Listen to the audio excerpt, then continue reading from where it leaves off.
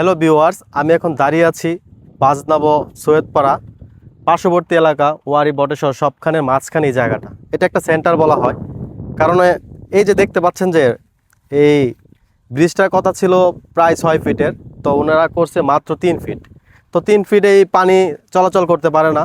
তো এলাকার গ্রামবাসীরা একসাথে মিলে হয়তো বা ওই ইউনোর কাছে যান, ইউনো একটা ভালো সিদ্ধান্ত দেয় যে এটা আবার নতুন করে দেওয়ার জন্য। কিন্তু এখনও মানুষ এই ভোগান্তির মধ্যে আছে যে এই কন্ট্রাক্টরি কাজ নিচ্ছে, এটা ঠিকঠাক মতো করে দিচ্ছে না। তো এইরকম ভোগান্তিতে যদি মানুষ থাকে তাহলে কিভাবে মানুষ চলাফেরা করবে? এই রাস্তা দিয়ে প্রায় অনেক মানুষ চলাফেরা করে। আপনি দেখতে পাচ্ছেন যে এই দেখেন মানুষ আসতেছে, ওই যে দেখো এদিকে সামনে, তারপরে পিছনে দেখাও, এই যে দেখো পিছনের মধ্যেও মানুষ আছে অলরেডি।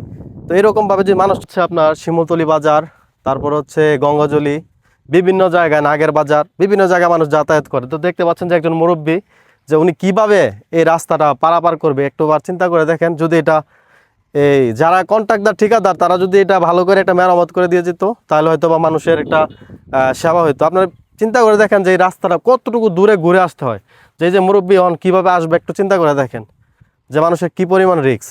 তো আপনারা দেখতে পাচ্ছেন যে কাকা খুব কষ্ট করে আসতেছে। তো আমি আমার এই ভিডিওটা আপনাদেরকে অবশ্যই বলতে চাই যে এই রাস্তাটা যেভাবে হোক এলাকাবাসী যেন এটা অতি তাড়াতাড়ি দ্রুত কাজ করে দেওয়া হয়।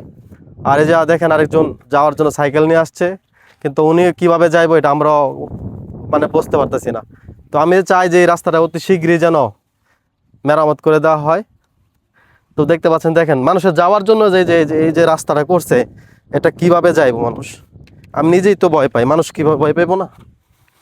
দেখেন কি অবস্থা। নেচে যাও, নেচে একটু দেখাও। তুমি একটু বলো তো, এই যে একজনের সাথে আমরা কথা বলি এখন, দেখি সে কি বলে এই বিষয়ে। এই যে ভাই আর কি আপনার এদিক দিয়ে আমরা প্রতিদিনই যাতায়াত করি, বাড়ি ওইদিকে আমাদের বাড়ি।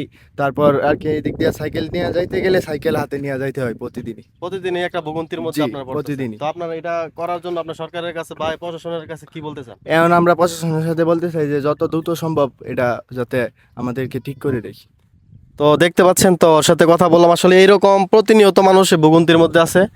যারা এই আমার ভিডিওটা দেখবেন অবশ্যই ভিডিওটা শেয়ার করে দিবেন।